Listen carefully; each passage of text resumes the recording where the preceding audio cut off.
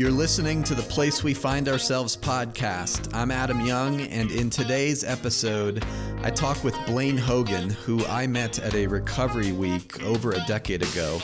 Blaine is an artist, a creative director, he's a filmmaker, and our conversation today covers sexual abuse, sexual addiction, and the importance of being curious when it comes to engaging our stories.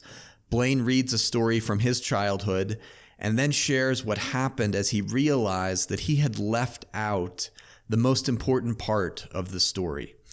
You can read more about Blaine at blainehogan.com. Thanks for listening to today's conversation.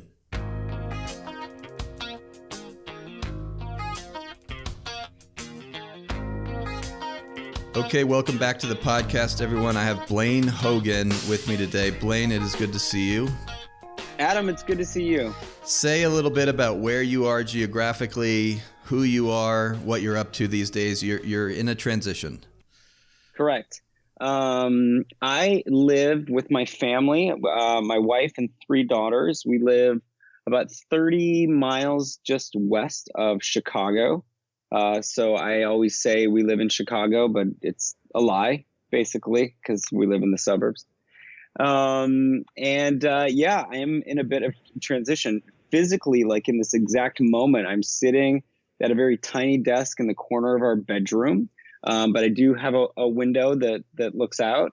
And the reason I'm sitting here is because in September, I quit my full-time job as a creative director at a church where I was on staff for 10 years.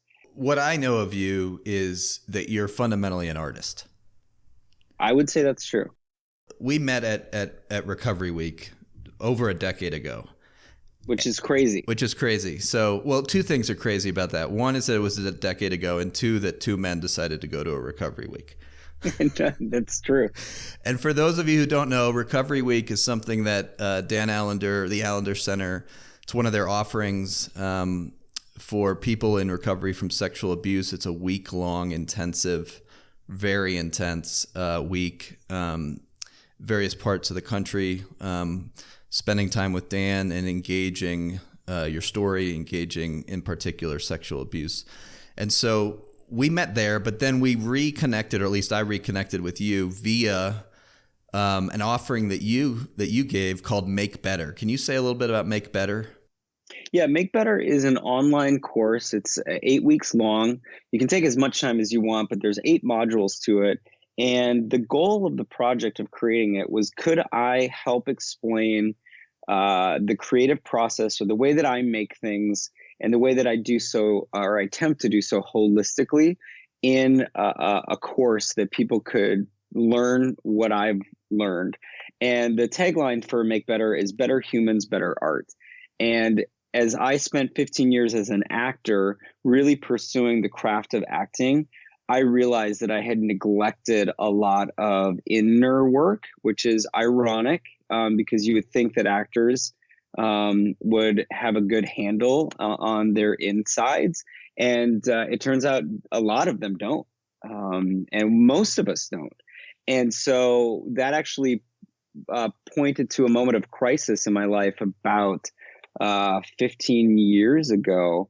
And since then, I've been doing a lot of work on myself. And what I'm realizing is the more that I work on myself, as a human, becoming wholehearted and having more courage and digging into my story, I realize that the byproduct is better art. And so better humans equals better art. And so it's still available at letsmakebetter.com. And would love people to see what it's all about. And you took it as well. Yeah, and I can just vouch for it is 8 modules, but the first module is about writing a creed, which is for me, this podcast grew out of me writing that creed, and I wrote that 4 years ago. And say a little bit about the creed. What do you mean by that, Blaine? Growing up Catholic, I remember sitting out in a hallway with a nun and in a metal folding chair, and she would force us to repeat the creed. And at the time, it wasn't something that any of us enjoyed doing. But when I look back on it, I realized how wonderful to have something that was so foundational that you would always come back to. Like, these are my core beliefs. So I can go in all these different places, but I'm always going to take these core beliefs with me.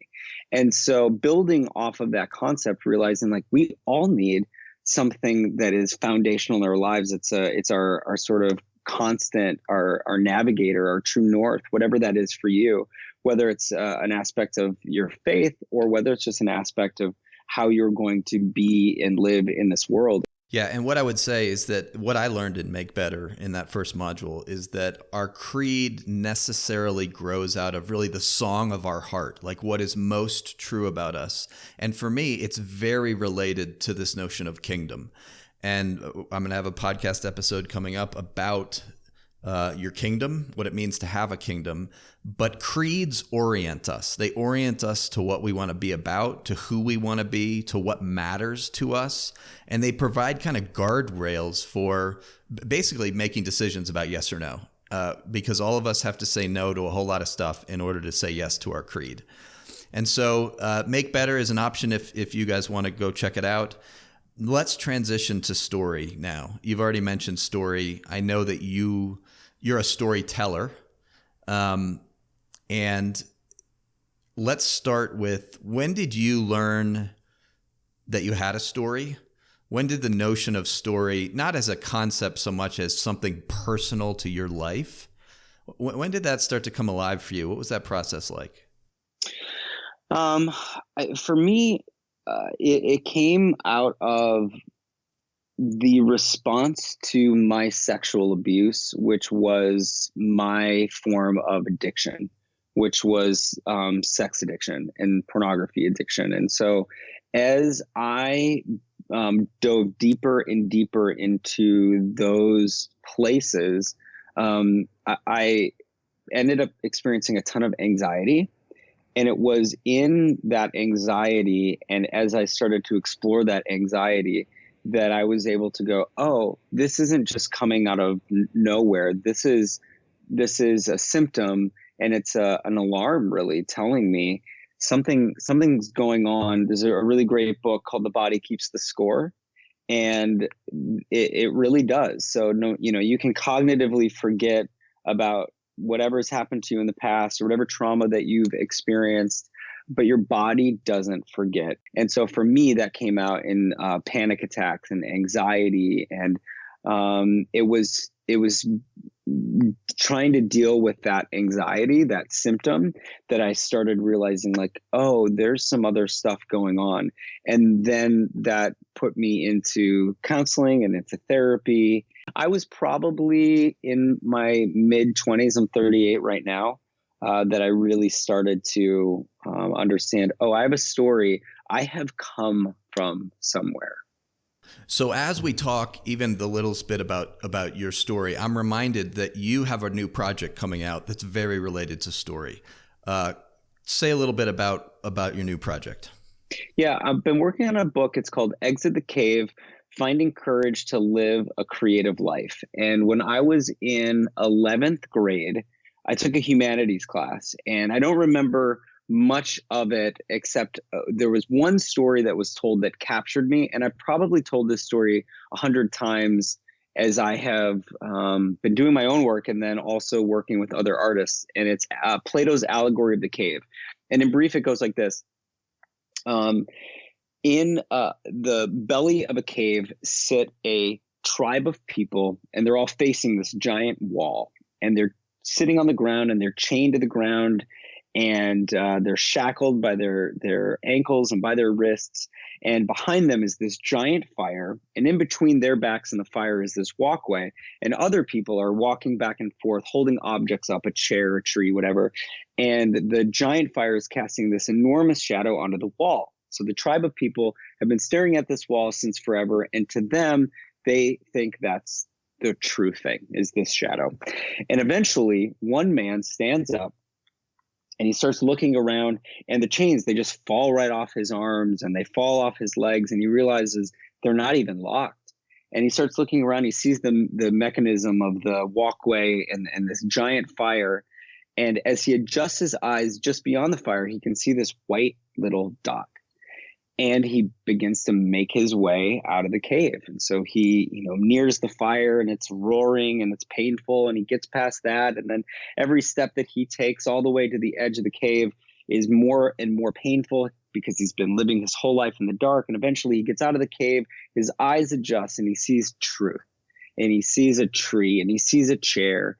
And the most amazing part of the story is what happens next, because he doesn't run from the cave to safety. He goes back in, and he goes all the way back in, and he tells his colleagues, he tells his tribe, there's so much more. But I've always been captured by that story. And to me, it's very much been about the artist's journey, that their goal is to figure out what is truth. So the Creed, I think, is a great example of that. And then go back and tell everyone that there is more. Go back into the dark spaces, go back into the theaters, go back into the movie houses, go back into the ethernets of the podcasts of the, like all of the different spaces. And so that story has always captured me. And I realized, oh, that's actually my whole story. And so I'm using Plato's allegory of the cave to tell my own story of abuse, which led to addiction, and all the while trying to become an artist. Trauma and addiction, of which we're all addicted to something, is the antithesis of creativity. If you look at it even just from a brain chemistry standpoint, when our brains are flooded with cortisol and we're afraid and we're stressed, we move into fight or flight, which is the least creative set decisions that a human can make. And that is what abuse and addiction puts us into. And so abuse and addiction causes us to be less creative, less imaginative. For me, it's really us understanding that we've all come from somewhere. We're all going somewhere. And that if we want to be creative, we have to have a radical imagination. If we want to do that, we have to understand our story. And if we want to do that, we have to understand where we are right now. Really, what I see in that, the trajectory, the way you've laid it out, is that trauma leads to ways of being in the world that don't work, i.e. addiction, which, if engaged, can not only lead to creativity, not only lead to vitality, but can really lead to a sense of, oh, this is who I am, and this is what God is calling me to be and do in the world. What you're calling the creative imagination. And basically, that is one of the journeys of a prophetic artist. And all I mean by prophetic is you go out of the cave, you see truth, and you come back in and you say, hey, this is what's true. That's the essence of being prophetic, to name truth in dark places. Agreed. And so the final twist of the story is that once he goes back in and he says there's so much more, and he says you're looking at a shadow, the first thing that his tribe does is try to kill him. And so we try to do that to ourselves, and people do that that's what the truth tellers face. And I think that's what, you say a prophet isn't welcome in his own hometown. There's something very Shawshank Redemption-like about we want to stay enslaved. We want, there's a part of us that's more comfortable in the prison of addiction, in the prison of living a small life, in the prison of really not engaging the truth of our story. There's something for all of us. I mean, this is not an accusation. For all of us, there is a pull toward not engaging the heartache of the truth of our stories. 100%. And I think it's because it is challenging work. And I think it's because we lack imagination. I think we have a hard time believing that there is something else out there. Dan Allender has this great, the way he reframes time. We think of time as linear, past, present, future. And he would talk about time as being past, future, present. And by that, he means that oftentimes we think whatever happened in the past will happen in the future. And whatever we think will happen in the future is how we live in the present. And he'll say that the best way to change all of that is to reframe our relationship with the past and to work on the past, to work on our stories. and to understand where we've come from so that we can say, you know what if this didn't happen again? Or what if it did, and now that I'm a different person, that I'd be able to respond to it differently? And all of a sudden, you start thinking about things in a different way. You start having an imagination in which you didn't. You start living a creative life. And that happens, then you engage it only in the moment that we have right now, which is the present. Your Shawshank Redemption example is so great because he has to travel through a tube full of shit to get out on the other side. And who wants to do that? I'd much rather stay safe. And I don't know what's going to happen when I get out. And there's so many things that keep us locked up in those cages. But the truth is, there are no locks on the doors. There are no chains tied to our feet. That we really are free. And whether you are a Christ follower or not, that's the truth about human beings created in God's image. We are free people. And it's so hard to remember that sometimes. And when you talk about imagination, what I hear is hope. You can't have an imagination without giving yourself over to some level of hope, because imaginative, just the very process of imagining in your brain a different way of being requires a fair amount of hope. So Blaine, you have generously offered to read one of your stories, and just want to invite you to do that now, and then we'll talk some about it. So this is a story from my childhood. It's kind of a story within a story.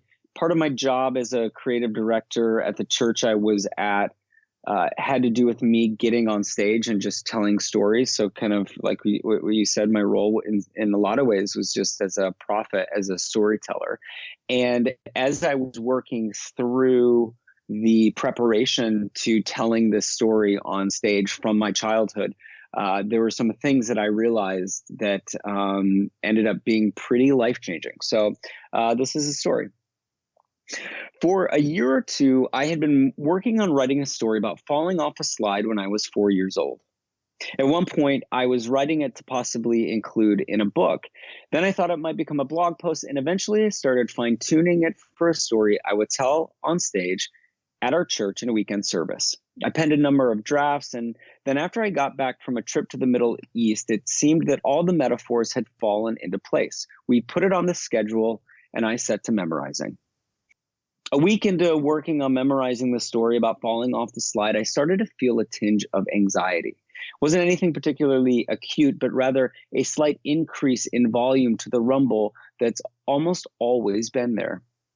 I pressed on, but as the week came to a close and the weekend approached, something happened that has never happened before. I couldn't memorize my lines. No matter what I tried, I couldn't do it. I'd get a few phrases in, and then my mind would jump to being in front of thousands of people, not knowing what to say. And with that terrifying picture in my prefrontal, the lines I had committed to memory were washed away in a sea of panic. Saturday morning, I issued an SOS and asked if my lines could be put on the screen that sits just in front of the stage. The team obliged, and I was saved. Or so I thought. When the weekend came, I walked on stage. I took a deep breath, and I began to read the following script. I was 4 years old, standing smack dab in the middle of a hot and humid Minnesota summer day. The heat pressed against my tiny frame as I stood staring, neck craned upwards at a giant 12-foot slide. The slide itself sat on a sandy beach near our house. I should note that it was one of those old school metal curvy things with rusty protruding screws. This is not the kind of slide you'll find in a park these days with all its plastic and foam and safety regulations. No, this was an outlaw slide from the 80s, and I was going to make it to the top. The stairs led straight into the clouds, and up I went. With one final heave, I pushed past the last rung and slung myself on the sheet metal platform. I stood triumphantly surveying my imaginary minions below. I was the king of the Silver Lake slide. As I turned to head down the shiny curves, I reached for the rail that framed the platform, but came up short. I tumbled off the 12-foot ledge and slammed face first into the sand below. I was stunned. I couldn't cry. I couldn't scream. And with every attempt I made at breathing, I drew in massive amounts of sand, dry, gritty sand. When I finally came to, all I wanted was a glass of water. In fact, for weeks after the fall, I felt thirsty. This winter, I had the chance to travel to the Middle East. And one day, we headed out into the desert. 50 miles into the sand dunes, our bus stopped at our location. The moment I stepped off into the desert, I was smacked with a wall of heat. Just then, the wind whipped up, a sandstorm swirled around us, and just like that, I was 4 years old again, with my face in the sand, gasping for air, sand in my mouth, dying of thirst. After our adventure wandering through a valley, our caravan loaded up and headed back to the city. My mouth was parched from the sand as I searched my backpack for water, but without a single drop of water on the bus to drink, I drifted to sleep. I was jolted awake by the sound of tiny pellets drumming against the tin roof of our bus. Rain.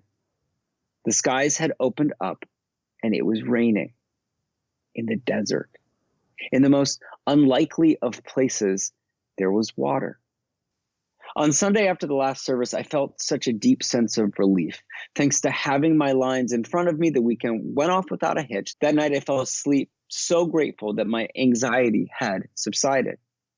Because of some upcoming deadlines, I wasn't able to take my usual Monday off, and this was just fine as my mind kept running. But as Tuesday arrived, bam, full-on panic attack.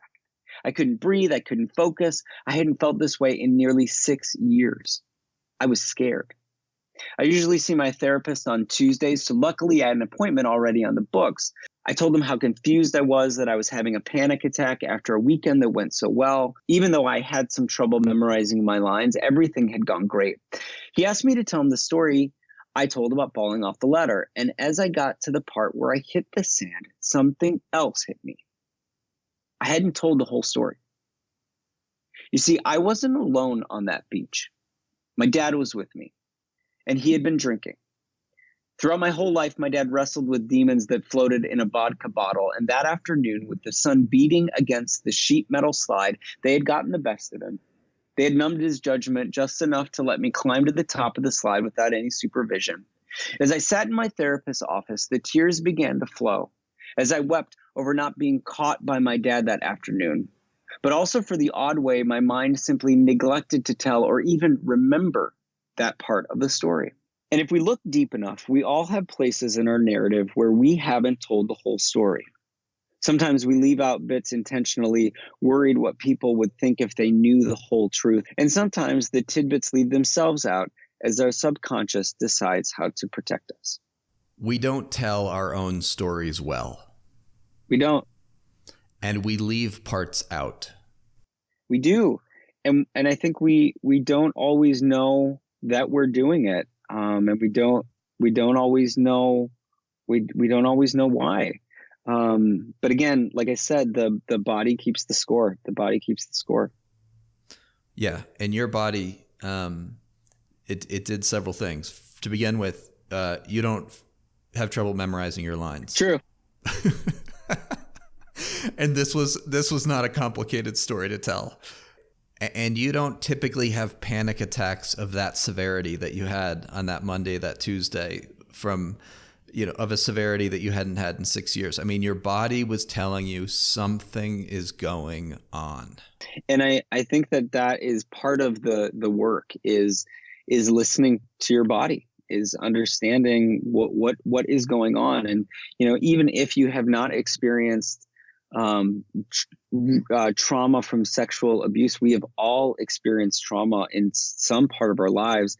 And even if you don't find yourself addicted to food in a way that you cannot stop, we are all addicted to something. And all of those things are doing things to our body. And if we could just be quiet enough and pay attention to what's really going on, our bodies are reminding us and telling us where we need to be healed.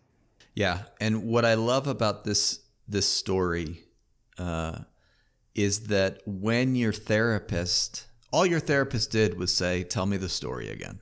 Mm-hmm. And it created space for you to tell it in a way that just dislodged something in you and brought to mind the fact that your father was there. And then the tears came rushing. What was that moment like for you, Blaine? What's happening for you when you realize my father was there? In that moment, I think it highlighted in that little story what was true about my whole life, is that really my father wasn't there. That was just a reminder of it for me. And at that time, when I told that story, we had one of our three daughters. And I think that has also been a huge part of, as I retell this story, to think how I want to be present for my daughters, how I want to make sure that they don't fall off the slide, or if they do, it's not because I wasn't paying attention. It was because of something else. And I think that what I also note is the power of telling stories over and over. I think there are a lot of people, especially that engage therapy in any shape or form. They go, well, I've told this story before. Why am I going to tell this again? And I think that's the power of stories. It's why people watch movies over and over and over again. And I think that we should never be afraid to re-engage stories that we think that we're done with, because we're always changing. We're always evolving. And I think that there are always new things to learn. I think that's what's so powerful about the parables and stories in scripture, is that they're meant to be told and retold, and they're meant to be discovered and rediscovered. Mm-hmm. I want to go back to something you said a moment ago, because it's so profound. And frankly, I did not believe it when I first heard it. And it was simply this, that in that story was your whole life story. That it was a metaphor, it was symbolic of, it captured what was true of your whole life, which that was simply that your father was there but wasn't there. Yep. Yep. Yep. And it's a stunning, I don't think that's unique to your story. I mean, I know it's not, because I have encountered so many people's stories, including my own, where a 2-minute segment of our life, a 90-second segment, 10 minutes, will actually tell more of the truth about our 30, 40, 50-year life than if we kind of told the 30,000-foot version. It's in the granularity, it's in the specificity, it's in the particularity of the narrative that we surprisingly come to see the truth of our entire lives. And so I think I would encourage people to engage those tiny moments, those little bits of their past that sort of keep coming back up. That they might feel like, even though they might even feel done with them, resolved. Yeah, and let's be clear, when you first wrote this story, you didn't think it was a story about what it was about. No, it was part of my job. It was, how do I have to be up on a Sunday morning, and so I better figure out what story I'm going to tell this week. And it was a job. It wasn't at all meant to like be some sort of epiphany and some metaphor of my whole life. Not at all. Yeah. And so one of the things that's really important is when stories come up, we tend to dismiss them as not important, as this sense of there's nothing there. And yet I think that if a story is coming up, it is an act of courage and, frankly, a stewardship. It's an act of stewardship for you to hold that story well and just to be curious about maybe there's something here. You don't need to figure it out. The goal is not to solve the problem. It's not a NCIS procedural drama that wraps up in 41 minutes in 6 acts over 5 commercial breaks. It's just get curious. I wonder what that's about. So Blaine, as we end, you wrote a book that really touched me, called Untitled. But it's a book about the creative process, but it's about more than that, at least for me. It's a book about storytelling, and it's a book about, frankly, being prophetic in the sense of telling the truth of our lives. And there's one quote in it that I just want to talk with you about. You say that art seeks to tell the truth in dark places. And it seems to me that's what faith in God seeks to do as well, to tell the truth in dark places. Say a bit about what you mean by that, particularly in the context of your own story. I mean, I think I relate it to my journey as an artist. When I was a kid and my parents were going through what they were going through. My mom was a very brittle diabetic who would have seizures all the time. And my dad was in and out of our home because of his drinking and affairs that he was having. And my refuge was found on the stage in the theater. And it was found in a dark place. It was found, it wasn't found under the bright lights of a football stadium. It was found in this sort of place where misfits and weirdos hung out. And so that's where I began to tell stories, was in the theater. And so that has moved into this larger area of my life. And I think I alluded to it at the very beginning, where, for the first chunk of my professional career, I spent so much time engaging that area of my life, the craft of acting, to, in some degrees, to the neglect of my actual human self and what was going on.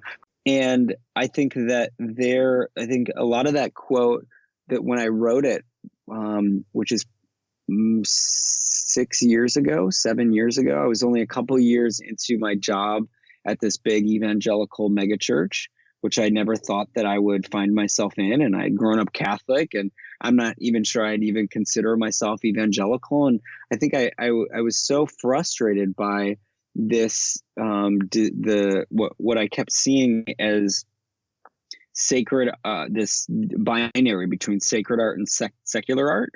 And I just never understood that. I never understood the difference between that.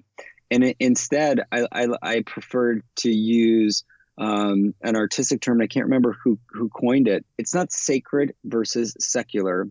It's sacred and profane. It's both. It's the light and the darkness, the beauty and the brokenness. And you look throughout Scripture, this is some dirty stories. Like, those are some NC-17 situations. And I feel like, well, why would those be in there? Those dark stories must be there for a reason. And so for me, it is exploring the sacred, and it is in exploring the profanity of our lives, in these really particular and specific ways that, for me, transforms us and brings us out into the light. And so when I think about that statement, I think we are meant to go back into the dark places of our stories, and then in our caves. And we are then meant to go back into the dark spaces that we live, and say, there's so much more. And then be prepared for people to try and kill you. The only way for us to be able to open ourselves to look at the darker corners of our hearts is if we become increasingly persuaded that God is actually not ashamed of those portions of our hearts. Well, just exactly that. I think that there was a time in some of my most addictive behaviors where I would sometimes feel like I had a conversation with God, and I said, all right, you stay here, I'm going to go over here. And when I realized that, oh, God, I couldn't, the Psalm where, God is talking about, to the heights of the mountains, to the depths of the seas, like, I will be with you always. to the ends of the earth. It's actually true. And so, in fact, me closing my door and opening my laptop in my bedroom didn't prevent the God of the universe from sitting on that bed with me, holding my hand, and being with me the entire time. And when you start to realize that, yeah, there's some shame of like, holy shit, he's been there the whole time. How embarrassing, when you think about someone's been taping this, and then there's relief. Then there's relief, and ultimately there's grace. Yeah, and it's in that relief, and it's in the knowing that God is actually not ashamed of those darker corners of my heart or those darker behaviors of my life. It's in that realization that there is a spaciousness created for me to be curious with God about how is it that I am so bound to this behavior or so bound to this practice? What is it? In other words, the invitation is always, and here's the sentence from your book, your life will never be any different unless you're curious about your own story. I mean, that is such a bold claim. It is such a profound sentence that our lives, for something new to begin to exist, there has to be a curiosity about our own stories. Agreed. That's a good sentence. Yeah, you wrote it.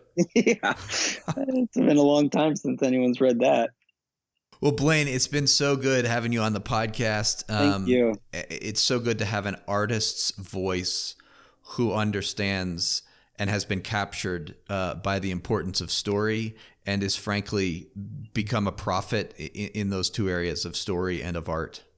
Thanks for having me. It's been a real pleasure to talk about this. And I do hope people leave with the encouragement of just what you said. Get curious. Thank you, everyone, for listening.